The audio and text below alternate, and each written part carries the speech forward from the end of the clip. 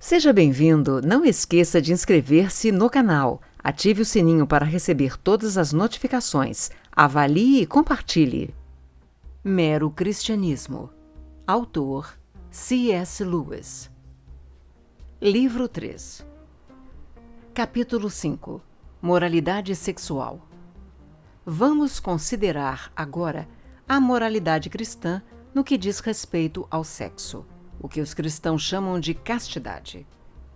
A regra cristã da castidade não deve ser confundida com a regra social da dignidade, em um dos sentidos da palavra, isto é, de pudor ou decência. A regra social do pudor estabelece quanto do corpo humano deve ser exposto, que assuntos podem ser tratados e como usar as palavras de acordo com os costumes de um dado círculo social. Assim, enquanto a regra da castidade é a mesma para todos os cristãos de todos os tempos, a regra do pudor muda. Uma garota das ilhas do Pacífico, que quase não usa roupas, e uma dama da era vitoriana completamente vestida, podem ambas ser igualmente dignas, pudicas ou decentes de acordo com os padrões da sociedade em que vivem, e ambas, a julgar pela sua forma de se vestir, podem ser igualmente castas ou igualmente incastas. A linguagem empregada pelas mulheres castas dos tempos de Shakespeare só seria permissível no século XIX a uma mulher completamente libertina. Quando as pessoas quebram a regra do pudor em sua própria época e localidade para excitar o desejo sexual presente em si mesmas ou nos outros, então estarão infringindo a regra da castidade. Mas se o fazem pela ignorância ou pela falta de cuidado, serão culpadas apenas de mau comportamento.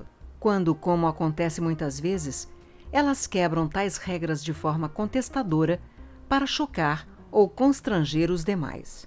Não estão sendo necessariamente obscenas, mas falta-lhes o espírito de generosidade, pois quem age assim tem prazer em fazer os outros se sentirem constrangidos. Não acredito que um padrão de pudor muito rígido ou meticuloso seja uma prova de castidade, muito menos que seja útil para promovê-la, e, portanto, considero a grande emancipação e a simplificação dessa regra que se deu em minha época como algo positivo. Hoje em dia, entretanto, isso traz o inconveniente de fazer com que pessoas de diferentes épocas e diferentes estilos não reconheçam o mesmo padrão. Por isso, é difícil saber qual é a real situação em que nos encontramos. Enquanto essa dúvida permanecer no ar, penso que as pessoas mais velhas ou mais conservadoras devem ter muito cuidado em julgar os jovens ou as pessoas emancipadas como corrompidas sempre que estiverem sendo libertinas, de acordo com o padrão antigo. Já os mais jovens, por sua vez, não devem considerar os idosos falsos moralistas ou puritanos, só porque não se adaptam ao novo padrão com facilidade. O desejo sincero de sempre pensar o melhor dos outros e deixá-los o mais à vontade possível resolverá a maior parte dos problemas. A castidade é a virtude cristã mais impopular, mas não há como escapar dela. A regra cristã é ou o casamento com fidelidade completa ao parceiro ou a total abstinência.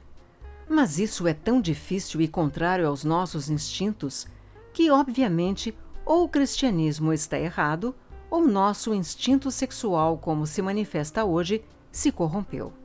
Uma coisa ou outra. É claro que, sendo cristão, tenho de supor que foi o instinto que se corrompeu. Mas tenho outros motivos para pensar assim. O propósito biológico do sexo são os filhos, da mesma forma que o propósito biológico de comer é alimentar o corpo. Contudo, se comemos todas as vezes em que nos sentirmos propensos a isso, e o quanto quisermos, é bem verdade que a maioria de nós acabará comendo demais, mas não extraordinariamente mais. Uma pessoa pode comer por 2, mas não por 10. O apetite pode ir um pouco além do seu propósito biológico, mas não de forma excessiva. Se um jovem sadio se entregasse ao seu apetite sexual sempre que se sentisse propenso a isso, e se cada ato gerasse um bebê, então em 10 anos ele poderia facilmente povoar um pequeno vilarejo, uma vez que tal disposição excederia seu limite de forma ridícula e estapafúrdia. Vamos explicar o assunto a partir de outra analogia. É possível reunir uma grande plateia para assistir a um striptease, isto é, para ver uma mulher despir-se no palco. Mas suponha que você chegue a um país em que fosse possível lotar um teatro, por exemplo, na apresentação de um prato coberto no palco, cuja tampa fosse levantada lentamente, e que todos vissem, pouco antes do apagar das luzes, que no prato havia um belo filé ou uma fatia de bacon. Será que você não acharia que naquele país algo deu errado no que se refere ao apetite por comida? Do mesmo modo, uma pessoa que tenha sido criada em outro ambiente não pensaria o mesmo sobre o estado do instinto sexual entre nós? Certo crítico disse que, se encontrasse um país em que espetáculos de striptease com pratos de comida fossem populares, ele concluiria que as pessoas desse país estariam passando fome. O que ele quis dizer com isso, obviamente, é que espetáculos normais de striptease não resultaram da corrupção sexual, e sim da abstinência sexual. Concordo com ele que, se em algum país estranho descobríssemos que atos deste tipo, com uma fatia de bacon, fossem populares, uma das explicações possíveis que me ocorreriam seria a fome. Mas o próximo passo seria testar nossa hipótese, tentando descobrir de fato quanto alimento estava sendo consumido naquele país. Se a evidência mostrasse que uma boa parte fosse comida, então, é claro, teríamos de abandonar a hipótese da fome e tentar criar outra. Da mesma forma, antes de aceitarmos a abstinência sexual como a causa do striptease, precisamos descobrir evidências de que existe, de fato, mais abstinência sexual na nossa época do que naqueles tempos em que o striptease era desconhecido.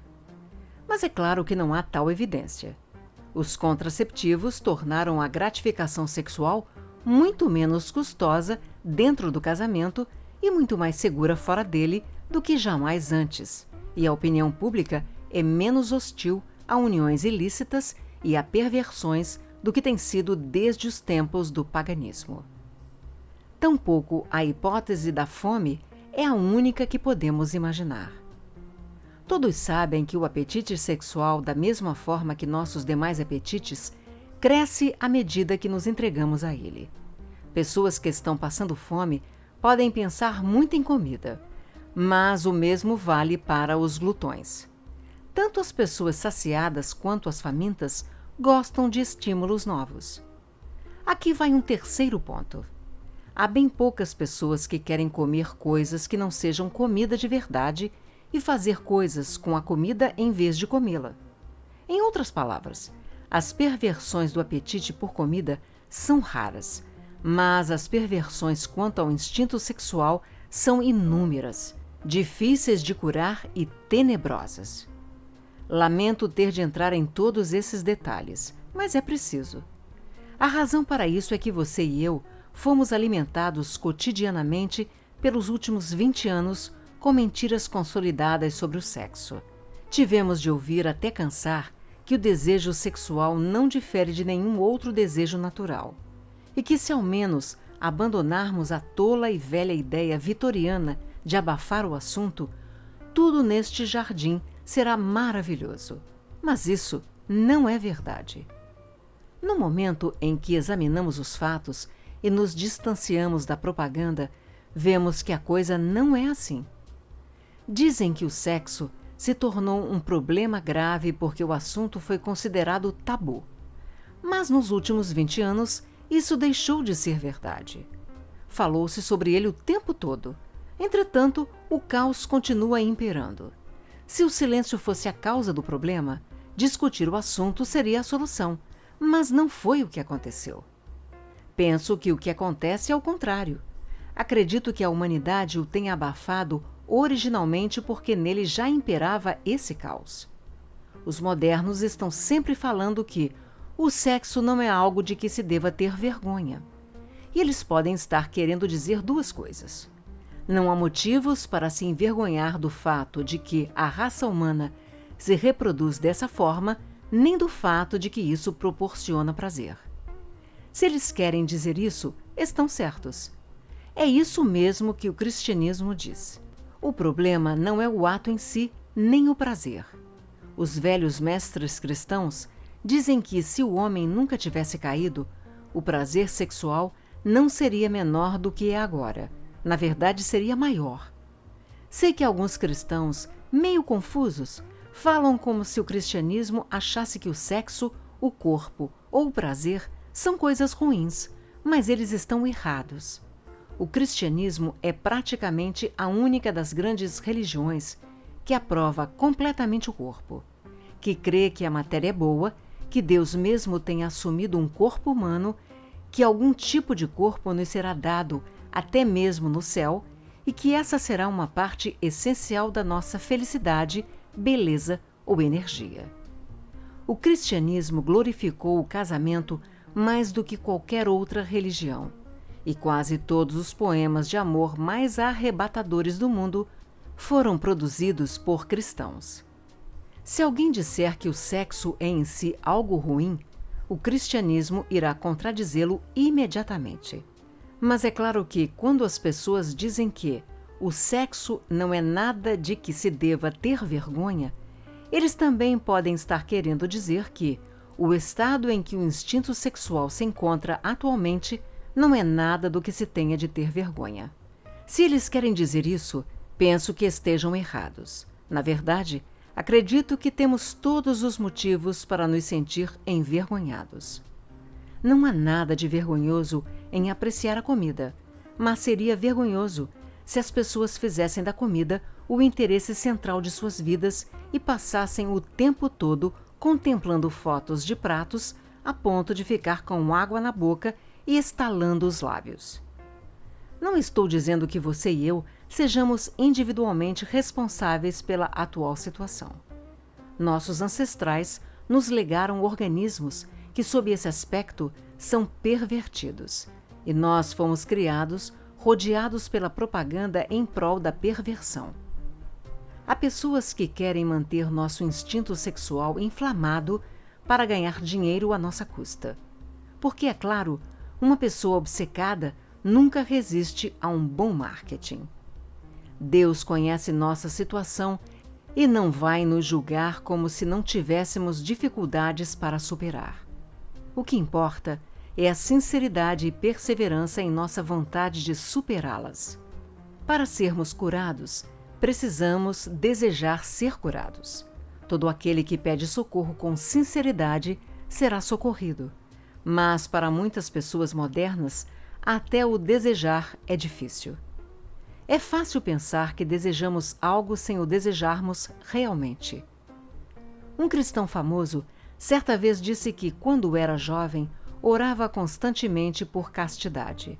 Porém, anos mais tarde, ele se deu conta de que, enquanto seus lábios pronunciavam "Ó Senhor, torne-me casto", seu coração acrescentava secretamente: "Mas, por favor, não faça já". Isso também pode acontecer nas orações por outras virtudes. Mas há 3 razões por que é especialmente difícil para nós desejar, quanto mais alcançar, a castidade completa imediatamente. Em primeiro lugar, nossa natureza corrompida, os demônios que nos tentam e toda essa propaganda contemporânea em prol da luxúria aliam-se para nos dar a impressão de que os desejos aos quais estamos resistindo são tão naturais, tão saudáveis e tão razoáveis que é quase perverso e anormal resistir a eles. Todo cartaz, todo filme, todo romance nos faz associar a ideia da emancipação sexual a ideias de saúde, normalidade, juventude, franqueza e bom humor. Contudo, essa associação é uma mentira. À semelhança de todas as mentiras poderosas, essa é baseada em uma verdade. A verdade reconhecida anteriormente. de que o sexo em si, a parte dos excessos e obsessões que germinaram ao nosso redor, é normal, saudável e tudo mais. A mentira consiste na sugestão de que qualquer ato sexual para o qual somos tentados naquele momento também é saudável e normal. Mas isso é pura bobagem, sob qualquer ponto de vista saudável, mesmo fora do cristianismo. A entrega a todos os nossos desejos, obviamente, leva à impotência, à doença, à inveja, à mentira, à dissimulação e a tudo o que é contrário à saúde, ao bom humor e à franqueza. Se quisermos alcançar qualquer felicidade, mesmo nesse mundo, será necessário muito comedimento. Assim sendo, a alegação de que todo e qualquer desejo é saudável e razoável se for forte o bastante, não tem nenhum valor. Toda pessoa civilizada e saudável deve seguir um conjunto de princípios segundo os quais escolhe rejeitar alguns desejos e admitir outros. Uns tomam por base princípios cristãos, outros princípios de higiene, outros ainda princípios sociológicos. O conflito real não é o que se dá entre o cristianismo e a natureza, mas entre os princípios cristãos e os outros princípios de controle da natureza, pois a natureza, no sentido de desejo natural, precisa ser controlada de qualquer maneira, a menos que você queira arruinar toda a sua vida. Os princípios cristãos são admitidamente mais rígidos do que os demais, mas pensemos então que você obterá um auxílio para lhes obedecer que não obterá ao obedecer aos demais. Em segundo lugar, muitas pessoas são dissuadidas de experimentar seriamente a castidade cristã porque pensam, antes mesmo de tentar, que ela é impossível de ser mantida. Mas quando uma coisa precisa ser experimentada, nunca se deve pensar sobre se ela é possível ou impossível. Diante de uma questão optativa em uma prova, avaliamos se vamos conseguir realizá-la ou não. Diante de uma questão obrigatória, temos de dar o melhor de nós. Você poderá conquistar alguns pontos por uma resposta incompleta, mas certamente não vai ganhar nada se deixar a questão em branco. Isso não vale apenas para as provas, mas também para a guerra, para o montanhismo, quando se quer aprender a andar de skate, ou a nadar, ou a andar de bicicleta, até mesmo para amarrar um colarinho engomado com dedos congelados. As pessoas muito frequentemente fazem o que parecia impossível antes de experimentarem. É maravilhoso ver o que se é capaz de fazer quando se é obrigado. Aliás, uma coisa é certa: a castidade perfeita, da mesma forma que a caridade perfeita, não poderá ser alcançada por quaisquer esforços meramente humanos. É preciso pedir a ajuda de Deus. Mesmo se você tiver feito isso, poderá seguir tendo a impressão de que nenhuma ajuda, ou menos ajuda do que você está precisando, lhe esteja sendo dada por muito tempo. Não ligue para isso. Peça perdão depois de cada erro, aprume-se e tente de novo. Muitas vezes, a primeira ajuda de Deus não vem na forma da própria virtude, mas da força para continuar tentando, pois por mais importante que a própria castidade, ou coragem, ou veracidade, ou qualquer outra virtude possa ser, esse processo de treinamento de hábitos da alma é ainda mais importante. Ele nos cura de nossas ilusões sobre nós mesmos e nos ensina a depender de Deus. Por um lado, aprendemos que não podemos confiar em nós mesmos nem nos nossos melhores momentos. E por outro, que não precisamos nos desesperar mesmo nos piores, pois nossas falhas são perdoadas. A única atitude fatal é de nos acomodarmos, dando-nos por satisfeitos com menos do que a perfeição. Em terceiro lugar, as pessoas muitas vezes compreendem mal o que a psicologia quer ensinar quando fala de repressões. Ela ensina que o sexo reprimido é perigoso, mas nesse caso, reprimido é um termo técnico que não significa suprimido, no sentido de negado ou recusado.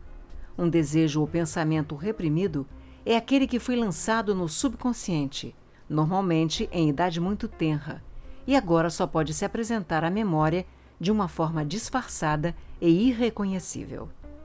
A sexualidade reprimida nem sequer é vista assim pelo paciente. Quando um adolescente ou adulto se engaja em resistir a um desejo consciente, ele não estará lidando com a repressão e também não estará correndo o risco de criá-la. Pelo contrário, aqueles que estão tentando ser castos são mais conscientes e em pouco tempo saberão mais a respeito de sua própria sexualidade do que qualquer outra pessoa. Eles conhecem seus desejos no mesmo nível em que Wellington conhecia Napoleão, ou que Sherlock Holmes conhecia Moriarty. O professor Moriarty, personagem das histórias de Sherlock Holmes criadas por Conan Doyle, é o maior inimigo do herói. Ou que um caçador de ratos conhece esses bichinhos e um encanador conhece os canos com vazamento. A virtude, mesmo aquela apenas esboçada, traz luz. A permissividade só bruma e escuridão. Por fim, embora eu tenha falado bastante de sexo, gostaria de deixar o mais claro possível que ele não é o centro da moralidade cristã. Está redondamente enganado quem pensa que os cristãos veem a falta de castidade como vício supremo. Os pecados da carne são maus, mas são os menos graves de todos. Os piores prazeres são os de ordem puramente espiritual, como o prazer de provar que o outro está errado, de tiranizar os outros, de tratar os demais com desdém e superioridade, de ser um estraga-prazeres, de difamar. São os prazeres do poder e do ódio. Isso porque existem dois seres dentro de mim que competem com o ser humano em que devo tentar me tornar: o ser animal e o ser diabólico, sendo este último o pior dos dois. É por isso que um moralista frio e pretensamente virtuoso, que vai regularmente à igreja, pode estar bem mais perto do inferno que uma prostituta. Mas é claro que é melhor não ser nenhum dos dois. Capítulo 6. Casamento cristão. O capítulo anterior foi predominantemente negativo. Discuti o que havia de errado com o impulso sexual nos seres humanos, mas falei muito pouco sobre o seu funcionamento correto. Em outras palavras, sobre o casamento cristão. Há duas razões pelas quais eu não quis tratar do casamento em particular. A primeira é que o ensino cristão desse assunto é extremamente impopular. E a segunda é que eu mesmo nunca fui casado e, portanto, não posso falar por experiência própria. Mas, apesar disso, sinto que não poderia deixar esse assunto de lado em um livro sobre a moral cristã. A ideia cristã de casamento está baseada nas palavras de Cristo de que um homem e uma mulher devem ser um só corpo, pois é isso que as palavras uma só carne significam. E os cristãos acreditam que quando ele disse isso, não estava expressando um sentimento, mas declarando um fato, da mesma forma que declara um fato quem diz que a chave e a fechadura são um único sistema, ou que um violino e seu arco formam um único instrumento musical. O inventor da máquina humana quis nos dizer que as suas duas metades, a feminina e a masculina, foram feitas para serem combinadas aos pares, e não simplesmente quanto ao aspecto sexual, mas combinados em todos os aspectos. A monstruosidade da relação sexual fora do casamento é que aqueles que se entregam a ela estão tentando isolar um tipo de união, a sexual, de todos os outros tipos de união que deveriam acompanhá-la para constituir a união total. A atitude cristã não significa que haja algo de errado com o prazer sexual mais do que com o prazer de comer, e sim que você não deve isolar o prazer sexual e tentar obtê-lo sozinho, da mesma forma que você não deve tentar obter os prazeres do gosto sem engolir e digerir, mastigando o alimento e cuspindo-o de novo. Por consequência, o cristianismo ensina que o casamento deve durar por toda a vida. É claro que há uma diferença aqui entre as diversas igrejas com relação a isso. Algumas não admitem qualquer tipo de divórcio, ao passo que outras o permitem de forma relutante em casos bem específicos. É uma grande pena que os cristãos discordem sobre uma questão como essa, mas para um leigo, deve-se notar que todas as igrejas concordam entre si sobre o casamento muito mais do que com qualquer outro assunto do mundo externo. Refiro-me ao fato de todas elas terem o divórcio como algo parecido com uma incisão em um corpo vivo, uma espécie de cirurgia. Alguns deles acham que essa operação é tão brutal que não deve ser realizada em hipótese alguma. Outras admitem que ela é um remédio radical a ser ministrado somente em casos extremos. Em comum, todos concordam que isso é mais parecido com uma amputação de membros do corpo do que com a dissolução de uma sociedade ou com a deserção de uma unidade militar. Mas causa repúdio a todos a ideia de que o divórcio é um simples reajuste entre parceiros, a ser realizado sempre que as pessoas sintam que não estão mais apaixonadas umas pelas outras, ou quando uma das duas se apaixona por outra pessoa. Antes de considerarmos essa visão moderna em sua relação com a castidade, não podemos deixar de considerá-la em relação a outra virtude, a justiça, a qual, como disse anteriormente, inclui o cumprimento de promessas. Agora, todos aqueles que já foram casados em uma igreja fizeram uma promessa solene, pública, de serem fiéis ao seu parceiro até a morte. O dever de manter essa promessa não tem nenhuma relação especial com a moralidade sexual, mas está em pé de igualdade com as demais promessas. Se, como as pessoas modernas insistem em dizer, o impulso sexual é igual a todos os nossos demais impulsos, então ele deve ser tratado como igual, e, portanto, já que o gozo de todo e qualquer impulso é controlado por nossas promessas, este também deve ser. No entanto, se, como penso, ele não é igual a nossos demais impulsos, mas se encontra morbidamente inflamado, devemos nos acautelar no sentido de não permitir que ele nos leve à desonestidade. Alguém poderia replicar dizendo que considera a promessa feita na igreja uma mera formalidade que nunca pretendeu manter. A quem então ele estava tentando enganar quando a fez? A Deus? Isso teria sido realmente pouco inteligente. A si mesmo? Tampouco seria isso muito mais sábio. A noiva, ou ao noivo, ou os sogros? Isso teria sido traição. Penso que o mais comum é que o casal, ou um deles, esperava enganar o público. Eles desejavam a respeitabilidade que é associada ao casamento, mas sem a intenção de pagar o preço, isto é, eles foram impostores e trapacearam. Se eles teimam em ser trapaceiros satisfeitos, não terei nada a lhes dizer, pois quem exortaria pessoas que jamais desejaram ser honestas a seguir o nobre, porém penoso, dever da castidade. Mas se eles caírem em si e desejarem ser honestos, a promessa que já fizeram acabará por constrangê-los. Tudo isso, como você pode notar, está circunscrito no âmbito da justiça e não da castidade. Se as pessoas não acreditarem no casamento permanente, talvez fosse melhor que vivessem juntas sem se casar do que fazer votos que não pretendessem manter.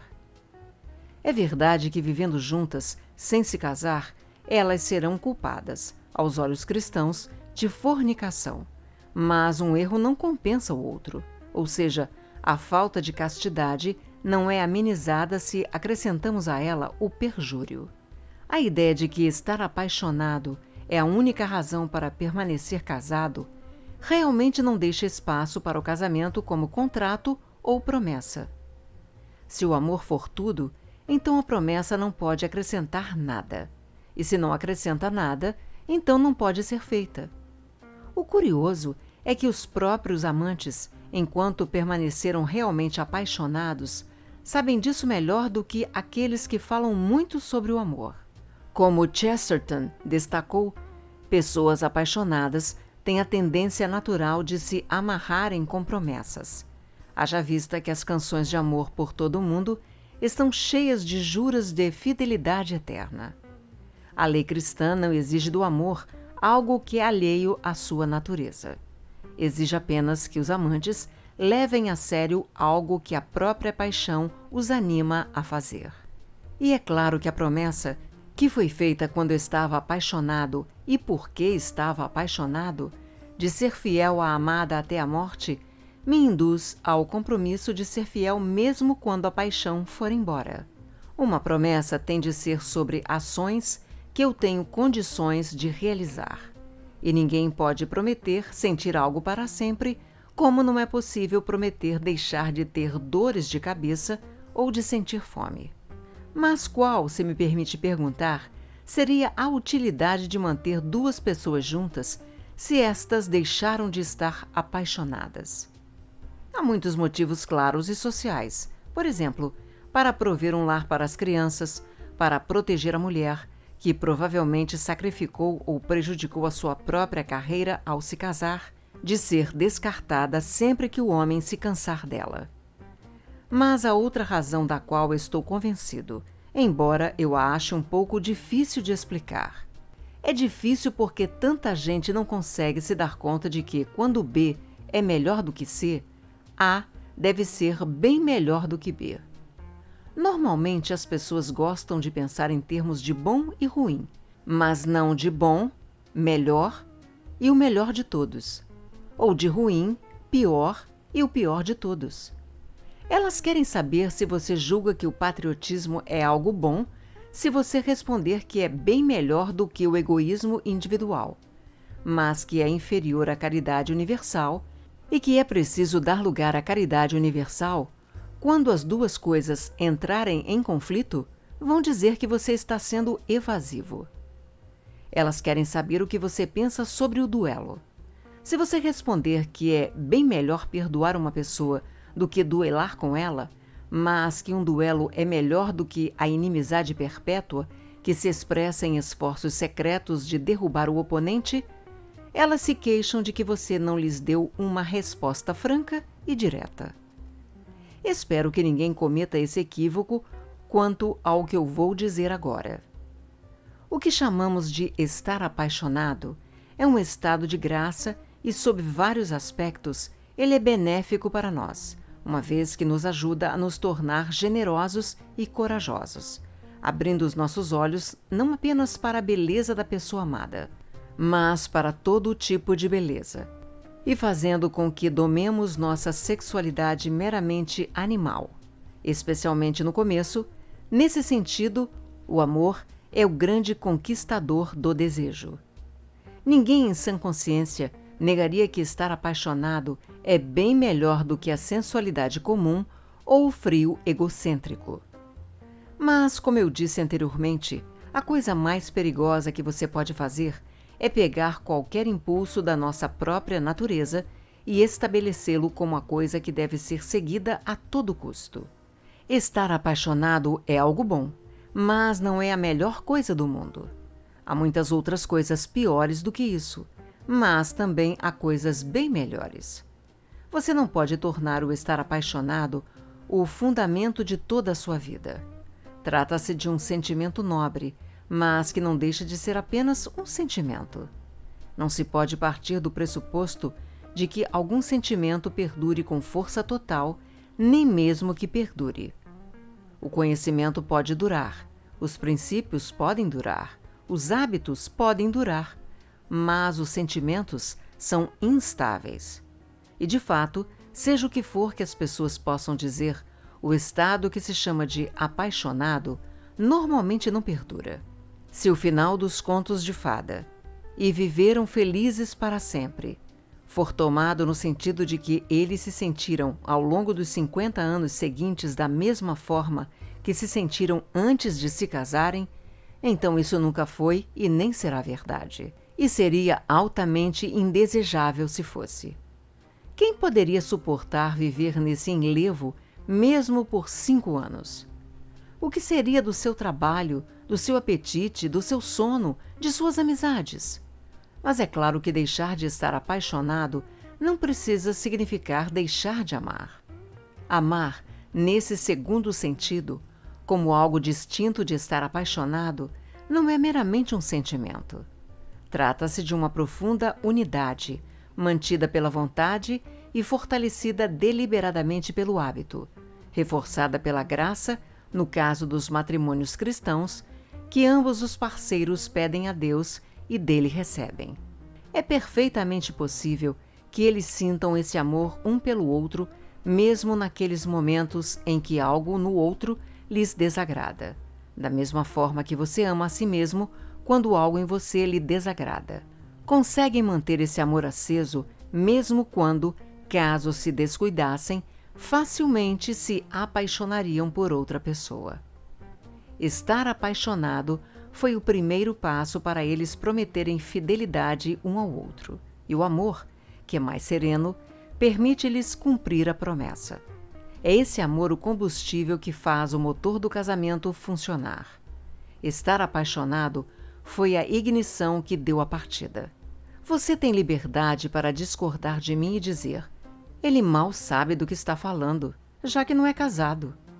E você pode até ter razão, mas antes de dizer isso, tenha certeza de que seu juízo proceda de sua própria experiência e da observação da vida de seus amigos, e não de ideias que você tenha tirado de filmes e romances. Isso não é tão fácil de fazer quanto as pessoas pensam. Nossa experiência é profundamente influenciada pelos livros, pelas peças de teatro e pelo cinema, que demanda paciência e habilidade de se desvencilhar dessas coisas e separá-las do nosso aprendizado da vida real. As pessoas adquirem dos livros a ideia de que, se você se casou com a pessoa certa, pode ter a expectativa de continuar apaixonado para sempre. O resultado disso é que, quando descobrem que não estão mais nesse estado, elas pensam que isso é prova de que cometeram um erro e que têm direito a uma mudança, sem se dar conta de que, quando elas tiverem mudado de parceiro, o glamour se esvairá do novo amor da mesma forma que foi embora do anterior. Nesse departamento da vida, assim como em qualquer outro, no começo tudo é movido pelas emoções, mas elas não duram. O tipo de emoção que um garoto sente com a ideia de se tornar piloto não persistirá quando ele ingressar na Força Aérea e começar a voar de verdade. A emoção que você sente ao ver um lugar prazeroso pela primeira vez acaba quando você passar a viver lá de fato. Será que isso significa que seria melhor não aprender a voar nem viver num lugar bonito? De forma nenhuma. Em ambos os casos, quando a primeira emoção se extinguir, será substituída por um tipo de interesse mais sereno e duradouro. Além do mais, e dificilmente encontro palavras para lhe dizer o quanto penso que isso é importante, são apenas aquelas pessoas que estão prontas para se submeter à perda da emoção e partem para o interesse sóbrio que tem mais chance de encontrar novas emoções numa direção bem diferente. A pessoa que aprendeu a voar e se tornou um bom piloto, de repente poderá despertar para a música. A pessoa que saiu em busca de viver num paraíso poderá descobrir a jardinagem. Tal realidade é, penso eu, uma parte mínima do que Cristo quis dizer quando falou que uma coisa não viverá de fato enquanto não morrer primeiro. Simplesmente não adianta tentar manter vivo nenhum tipo de emoção. Essa é precisamente a pior coisa que você pode fazer. Deixe a emoção passar. Deixe-a extinguir-se. Passe por esse período de morte e chegue ao período mais sereno de interesse e felicidade que se seguirão. E descobrirá que estará vivendo em um mundo repleto de novas emoções. Mas se você decidir fazer das emoções sua dieta regular e tentar prolongá-las artificialmente, cada uma delas ficará cada vez mais fraca, mais limitada, e você se tornará um velho entediado e desiludido pelo resto da vida. É porque tão poucas pessoas entendem isso que você vai encontrar tantos homens e mulheres de meia idade murmurando sobre a sua juventude perdida, justamente na idade em que novos horizontes deveriam estar surgindo e novas portas se abrindo em torno deles. É muito mais divertido aprender a nadar do que ficar eterna e desesperadamente tentando reviver o sentimento que você teve quando foi remar pela primeira vez na infância. Outra noção que adquirimos a partir dos romances e do teatro é que se apaixonar é algo completamente irresistível. Algo que simplesmente contraímos como um sarampo. E pelo fato de acreditarem nisso, algumas pessoas casadas jogam a toalha e cedem assim que acham que estão se sentindo atraídas por outra pessoa.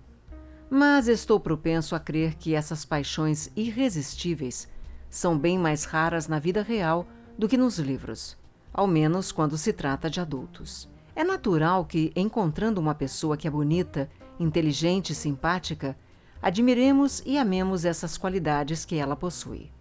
Mas será que não é a nós que cabe julgar se esse amor deve ou não se transformar no que chamamos de estar apaixonado? Não há dúvida de que, se nossa mente estiver cheia de romances, peças de teatro e músicas sentimentais, e nosso corpo estiver repleto de álcool, tenderemos a encarar qualquer amor como esse tipo de amor, da mesma forma que a água da chuva tenderá a correr para qualquer valeta que se formar pelo caminho e que, se você usar óculos com lentes cor-de-rosa, verá tudo cor-de-rosa. Mas tudo isso é culpa sua. Antes de deixar a questão do divórcio, gostaria de distinguir duas coisas que as pessoas muitas vezes confundem. Uma delas é a concepção cristã de casamento. A outra é uma questão bem diferente. Até que ponto os cristãos, sejam eles eleitores ou parlamentares, devem tentar impor suas visões do casamento ao restante da comunidade, incorporando-as às leis do divórcio?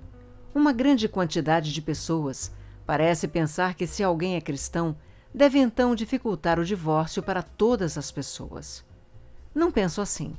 No mínimo, sei que ficaria muito bravo se os muçulmanos tentassem impedir o restante do mundo de tomar vinho. Minha própria visão é que as igrejas devem reconhecer francamente que a maioria do povo não é cristã e, portanto, não se pode esperar que vivam como se fossem cristãos.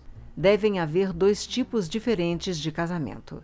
Um governado pelo Estado, com regras impostas a todos os cidadãos, e outro governado pela Igreja, com regras impostas por ela aos seus membros.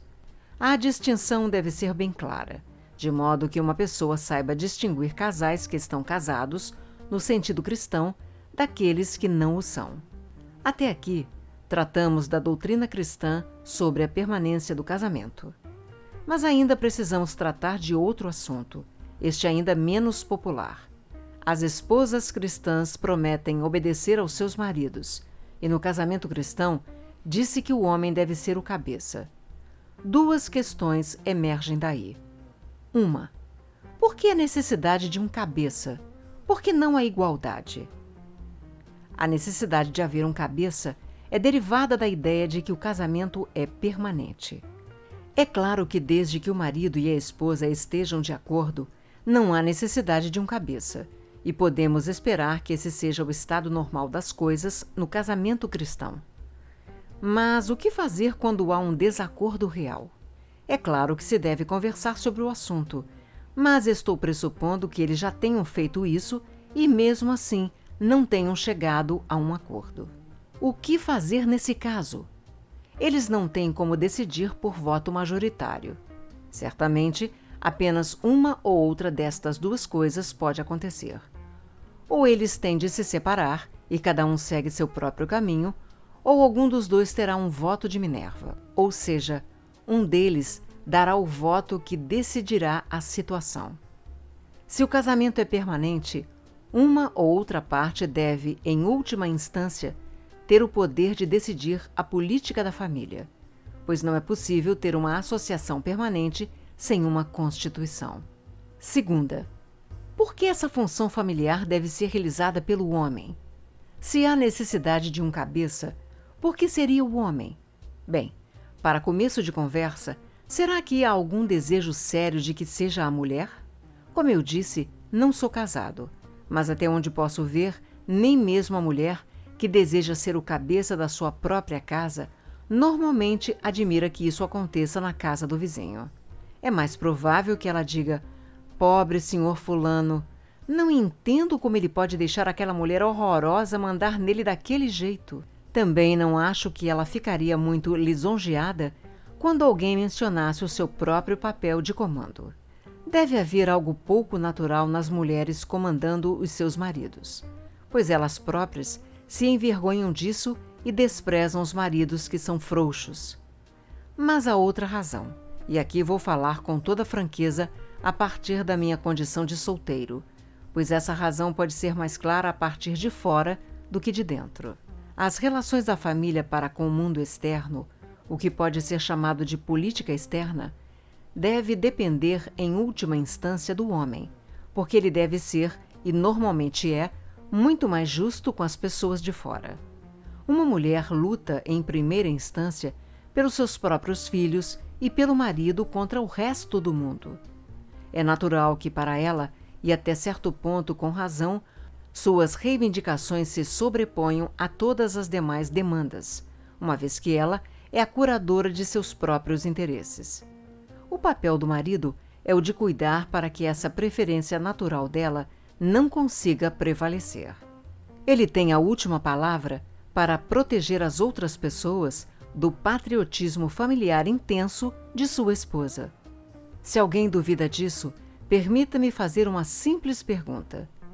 Se o seu cachorro mordesse o filho do vizinho, ou se o seu filho tivesse machucado o cachorro dele, com quem você iria tratar do caso primeiro? Com o chefe da casa ou com a dona da pensão? Ou, se você for uma mulher casada, permita-me fazer-lhe uma pergunta.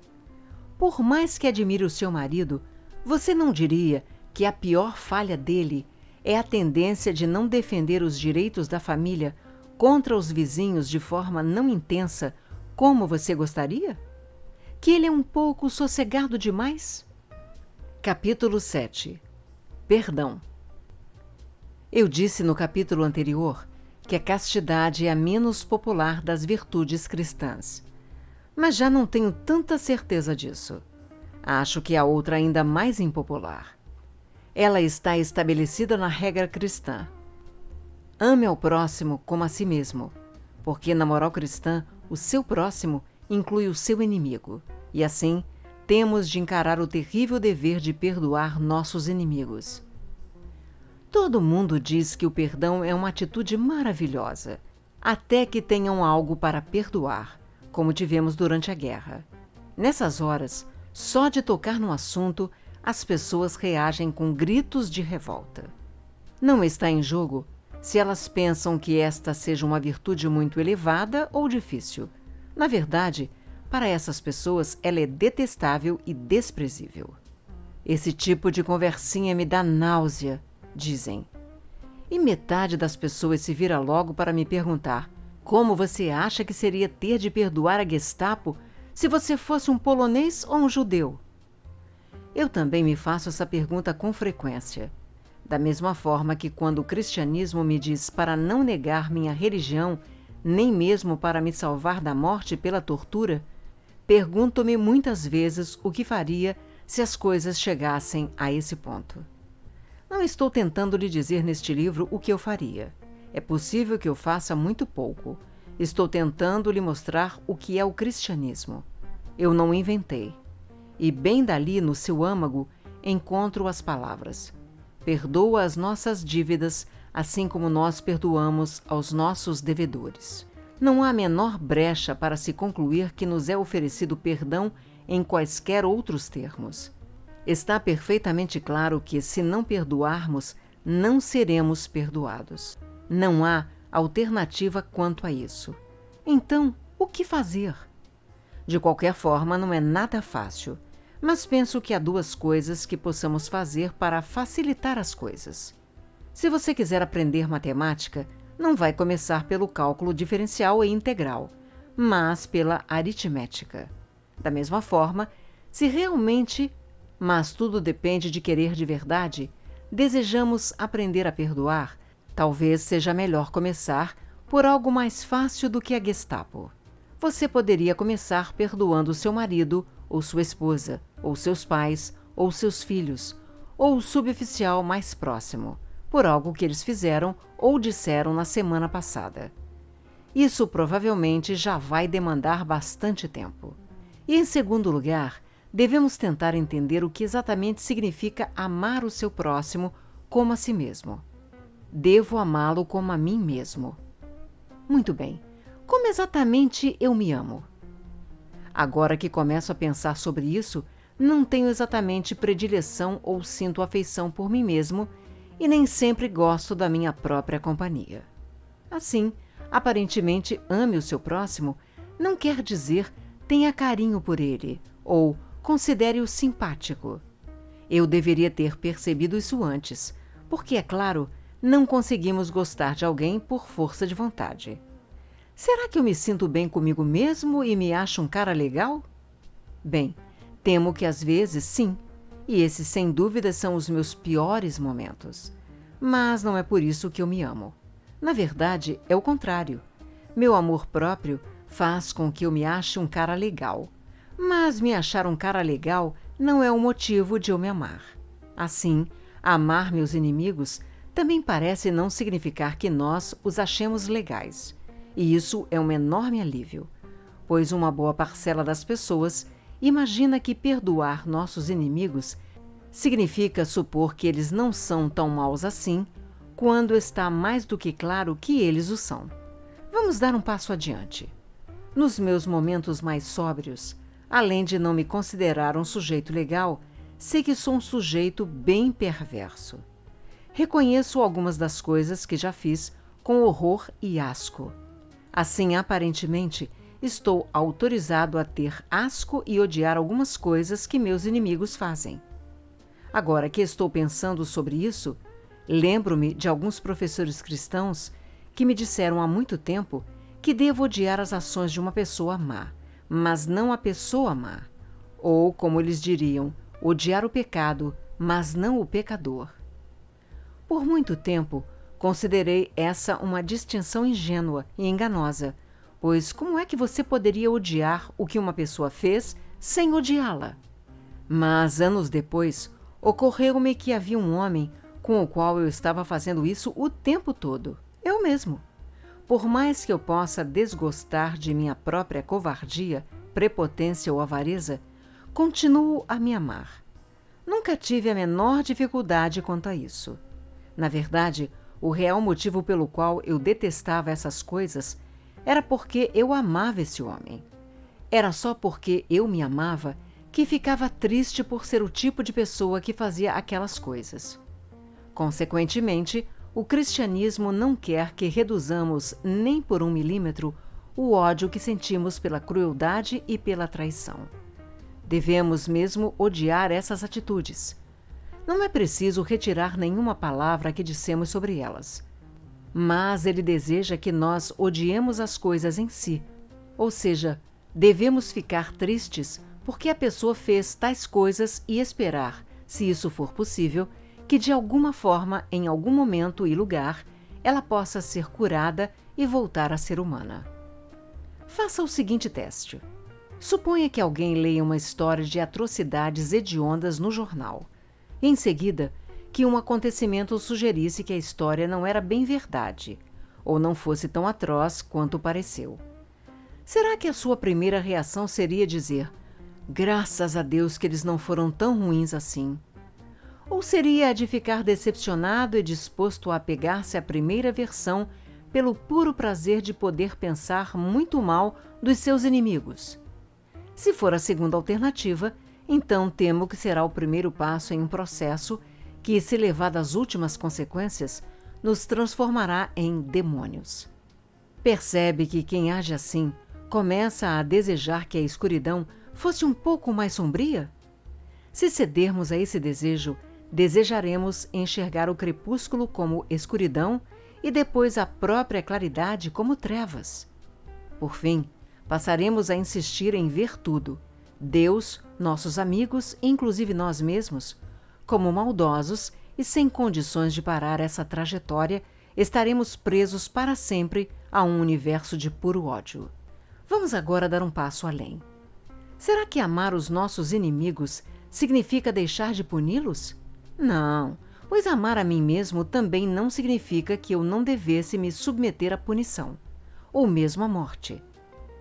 Se você cometesse um assassinato, a coisa certa a fazer, se você for um cristão, seria entregar-se à polícia para ser enforcado. A pena de morte estava em vigor no Reino Unido na época de Lewis. A última execução por enforcamento, antes da prática ser abolida, foi em 1964. Por isso, em minha opinião, é perfeitamente certo para um juiz cristão sentenciar um homem à morte, ou para um soldado cristão matar um inimigo. Sempre pensei assim, desde que eu me tornei cristão e muito antes da guerra, e continuo pensando assim, mesmo agora que estamos em paz. Não adianta ficar citando "não matarás". Há duas palavras gregas, a palavra comum para matar e a palavra assassinar. E quando Cristo cita esse mandamento, ele usa a palavra para assassinato nos 3 relatos, o de Mateus, o de Marcos e o de Lucas. E me disseram que existe a mesma distinção no hebraico. Nem todo ato de matar é um assassinato, da mesma forma que nem toda relação sexual é um adultério. Quando os soldados chegaram perguntando a João Batista o que deveriam fazer, ele nunca sugeriu, nem de longe, que eles deveriam deixar o exército. Cristo também não fez isso quando se encontrou com o capitão romano, que eles chamavam de centurião. A ideia do cavaleiro, o cristão armado em defesa de uma boa causa, é um dos grandes conceitos cristãos. A guerra é algo horrendo, e posso até respeitar um pacifista honesto, apesar de achar que ele está redondamente enganado. O que não posso entender é aquela espécie de semi-pacifismo de hoje, que dá às pessoas a ideia de que, diante do dever de lutar, você deveria fazê-lo contrariado e até mesmo envergonhado. É esse sentimento que rouba uma grande quantidade de magníficos jovens cristãos que se alistaram de algo a que têm direito, algo que é o acompanhamento natural da coragem, um tipo de regozijo e engajamento total. Muitas vezes me peguei pensando como teria sido se na época em que servi na Primeira Guerra Mundial, eu e algum jovem alemão matássemos um ao outro ao mesmo tempo e nos encontrássemos logo depois da morte. Não consigo imaginar que algum de nós sentiria um pingo de ressentimento ou qualquer constrangimento. Penso que teríamos, na verdade, caído no riso juntos. Imagino que alguém pudesse levantar a seguinte objeção: bem, se me permitem condenar os atos do inimigo, puni-lo e matá-lo, que diferença poderia haver entre a moralidade cristã e a visão comum? Faz toda a diferença.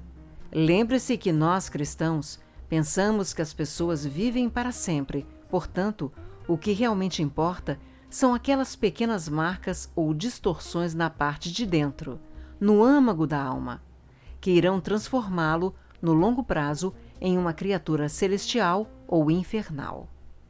Podemos até matar, se for necessário, mas não devemos alimentar o ódio ou curti-lo. Podemos até punir, se preciso for, mas não devemos ter prazer nesse ato.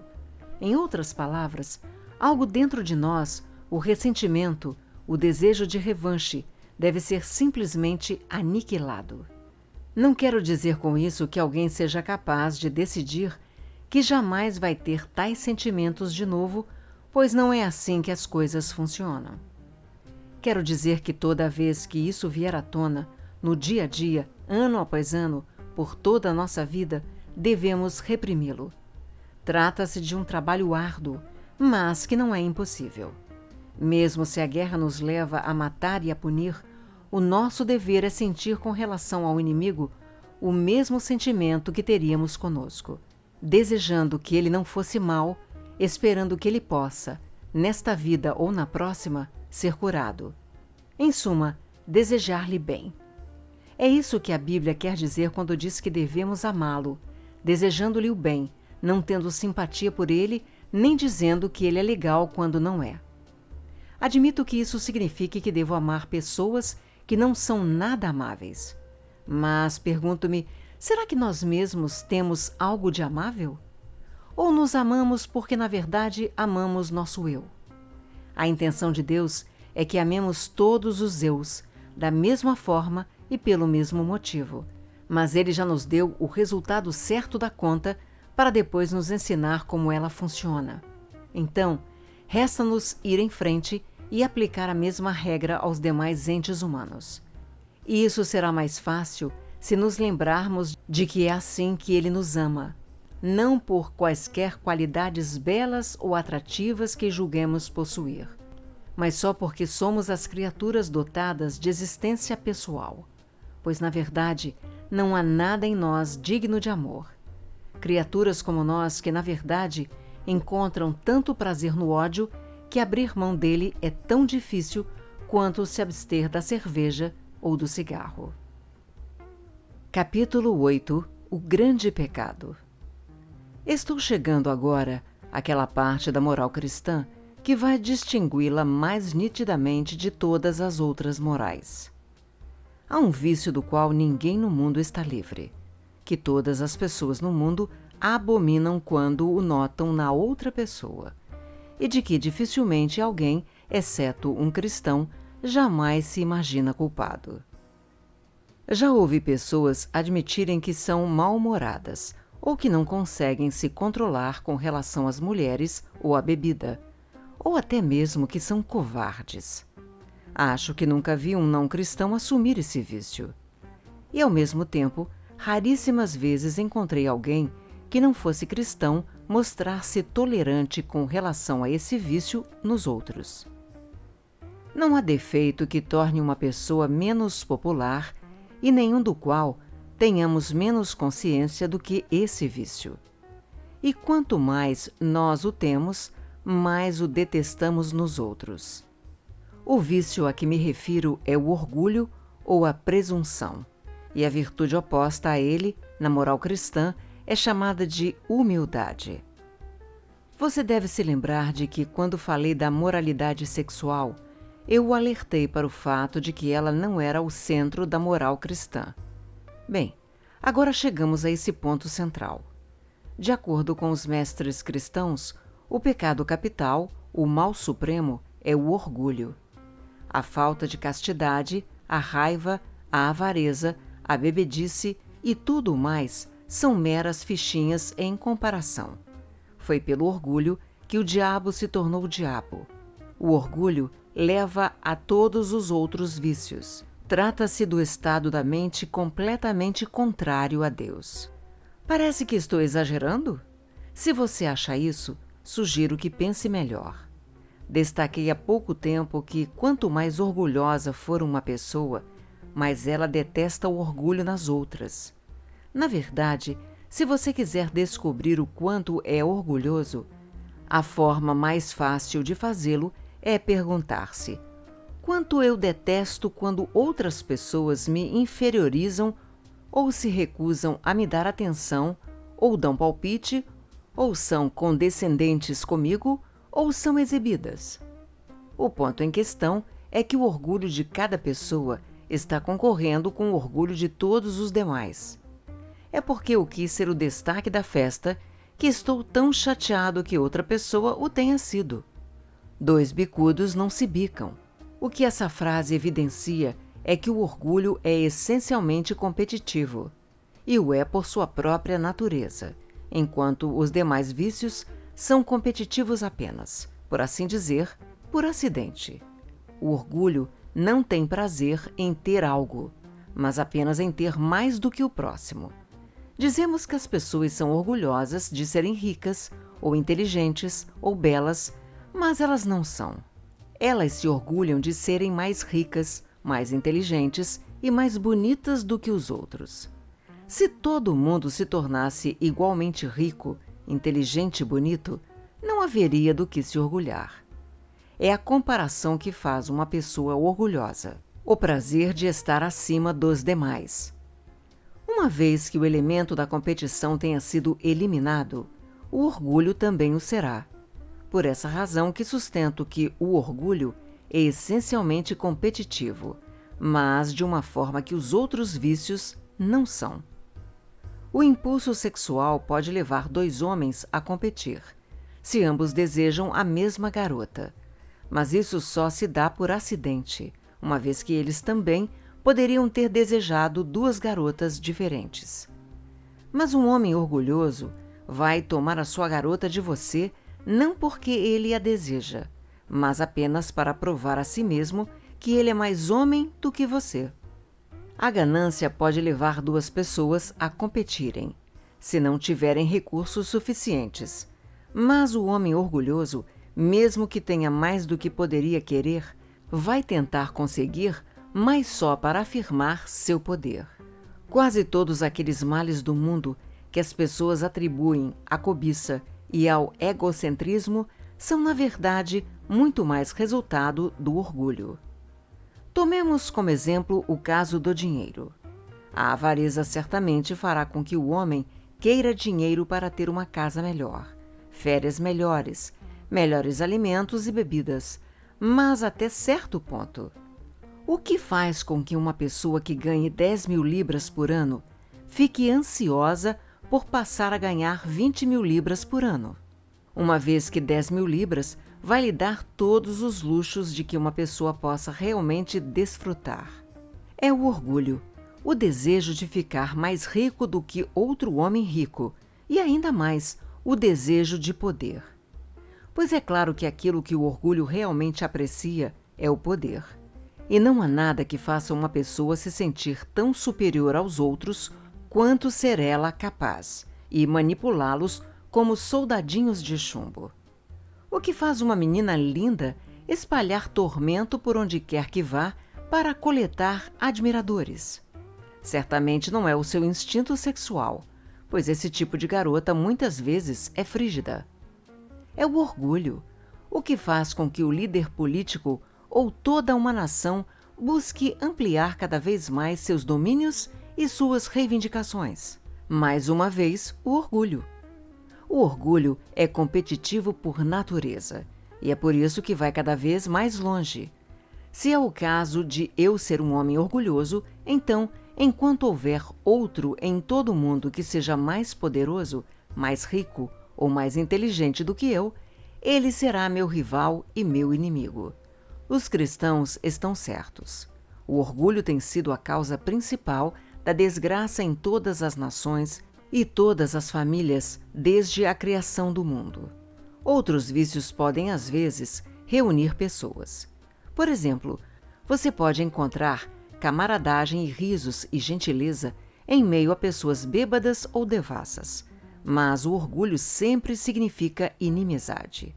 Ele é a inimizade em pessoa, e não apenas inimizade entre pessoas, mas inimizade para com Deus. Em Deus, você se depara contra algo que é incomensuravelmente superior, a menos que você conheça bem a Deus. E por isso saiba que não é nada em comparação com Ele. Não o conhece de jeito nenhum. Enquanto você for orgulhoso, não poderá conhecer a Deus. Uma pessoa orgulhosa sempre está desdenhando coisas e pessoas. E é claro, se você fica olhando de cima para baixo, não poderá olhar para nada que esteja acima de você. Isso levanta uma questão terrível. Como as pessoas que estão obviamente corroídas pelo orgulho podem dizer ao mesmo tempo que acreditam em Deus e que se consideram tão religiosas? Receio que isso signifique que elas estejam adorando a um Deus imaginário. Na teoria, elas admitem que não são nada na presença do seu Deus fantasma, mas, na verdade, estão o tempo todo imaginando o quanto ele as aprova e a se acharem bem melhores do que as pessoas comuns. Ou seja, eles pagam alguns tostões de humildade imaginária para ele e, em troca, obtêm milhões em termos de orgulho diante dos seus companheiros. Suponho que tenha sido nesse tipo de pessoa que Cristo estava pensando quando disse que alguns pregam sobre ele e expulsam demônios em seu nome apenas para ouvirem no juízo final que ele nunca os conheceu. E qualquer um de nós pode, a qualquer momento, cair nessa cilada de morte. Felizmente, temos como provar se caímos nela. Sempre que nossa vida religiosa está nos fazendo pensar que somos bons, acima de tudo, que somos melhores do que os outros, certamente estamos sendo influenciados não por Deus, mas pelo diabo. A prova real de que você está na presença de Deus é que você ou esquece completamente de si ou se vê como um objeto pequeno e sujo. O melhor é esquecer-se completamente de si. É uma realidade terrível que o pior de todos os vícios pode se infiltrar no próprio centro da vida religiosa. Mas podemos entender o porquê disso.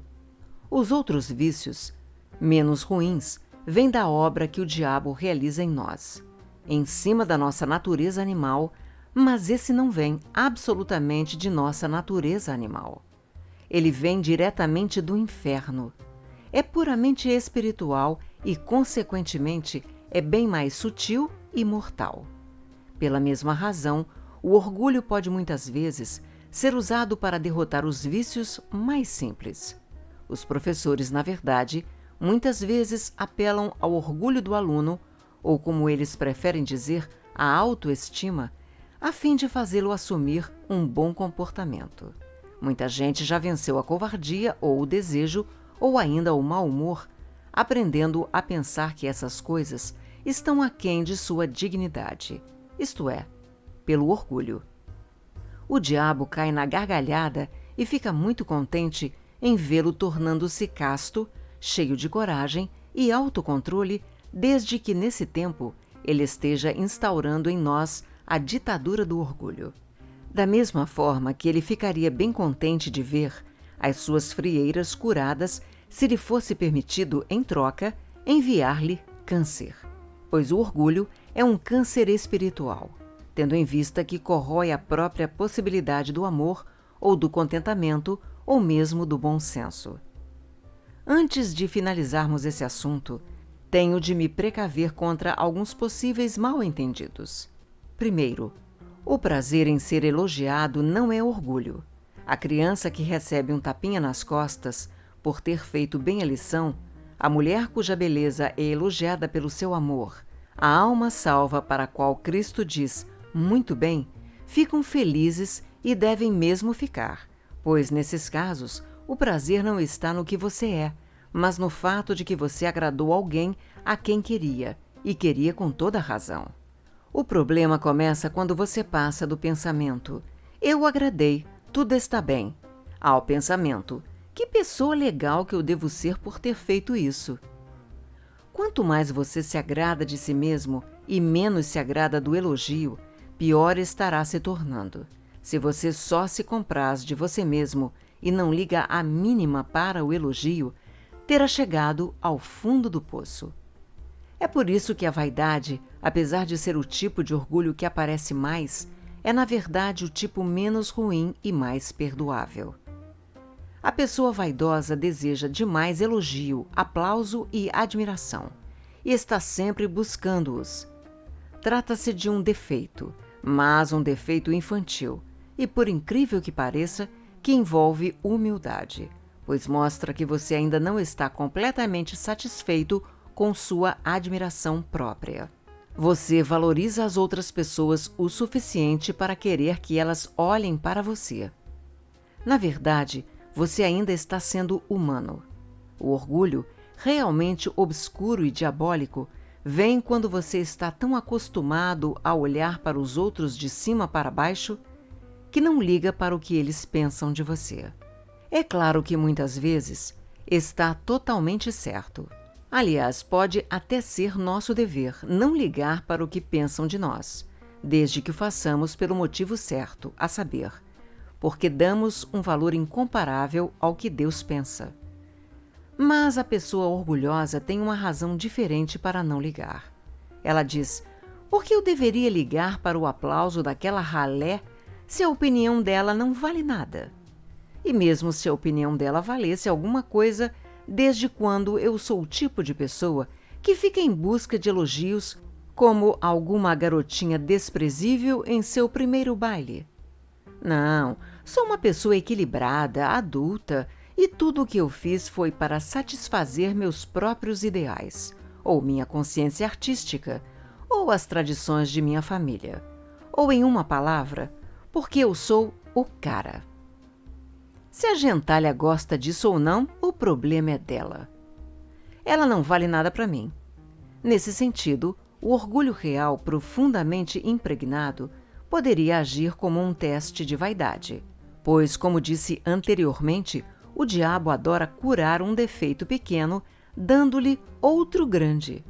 Temos de tentar não ser vãos, mas nunca devemos acionar o orgulho para curar a nossa vaidade.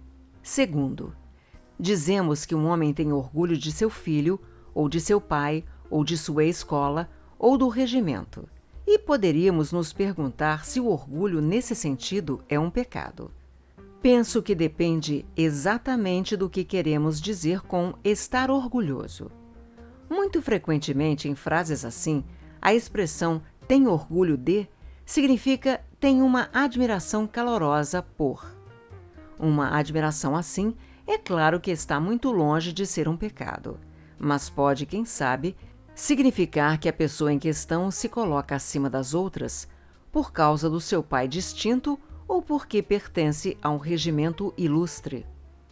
Isso seria claramente um erro, mas mesmo nesse caso, seria melhor do que simplesmente ficar orgulhoso de si mesmo. Amar ou admirar qualquer coisa além de si é dar um passo para longe da mais absoluta ruína espiritual, apesar de que nunca estaremos bem enquanto amarmos e admirarmos qualquer coisa mais do que amamos e admiramos a Deus. Terceiro, não devemos achar que o orgulho é algo que Deus proíbe porque se ofende com ele, ou que a humildade é uma ordenança por ser algo devido à sua própria dignidade, como se o próprio Deus fosse orgulhoso. Ele não está nem um pouco preocupado com a sua dignidade. O importante para Deus é que ele seja conhecido, ou seja, quer se doar a você. E ele e você são duas coisas de tal espécie que, se você realmente tiver qualquer tipo de contato com ele, será de fato humilde, prazerosamente humilde, sentindo o alívio infinito de ter se livrado de vez do peso de todas aquelas asneiras sobre a sua própria dignidade que o deixaram tão agitado e infeliz por toda a vida. Ele está tentando fazê-lo se tornar humilde, a fim de tornar possível esse momento, tentando despí-lo de um monte de fantasias tolas e feias em que todos nós nos metemos e estamos nos aprumando por aí como os pequenos tolos que somos. Queria ter um pouco mais de humildade em mim, pois se tivesse, provavelmente poderia lhe contar mais sobre o alívio e o consolo de se despir das fantasias, de se livrar do falso eu com todos os seus "Ei, olhe para mim!" e "Não sou mesmo um cara legal?" e todas as suas poses e posturas. Chegar perto disso, nem que seja por um momento, é tão refrescante quanto um gole de água gelada para uma pessoa perdida no deserto. Quarto, não pense que, se você se encontrar com uma pessoa realmente humilde, ela o será no sentido em que as pessoas definem humildade hoje em dia. Ela não será o tipo de pessoa pedante e bajuladora que está sempre lhe dizendo que não é ninguém. Provavelmente tudo o que você irá pensar a respeito dela é que ela parece uma pessoa alegre, inteligente, que não tem interesse real no que você diz sobre ela. Se você não gosta dela, será porque sente um pouco de inveja de qualquer um que parece curtir a vida com tanta facilidade. Ela não estará pensando sobre a humildade. Na verdade, não estará sequer pensando nela mesma. Se alguém quer adquirir humildade, penso que poderia lhe dizer qual é o primeiro passo: reconhecer o próprio orgulho. Trata-se de um passo bem grande, aliás, e nada poderá ser feito antes disso. Se você pensa que não está sendo prepotente, está, na verdade, sendo prepotente demais. Não esqueça de inscrever-se no canal, Ative o sininho para receber todas as notificações. Avalie e compartilhe.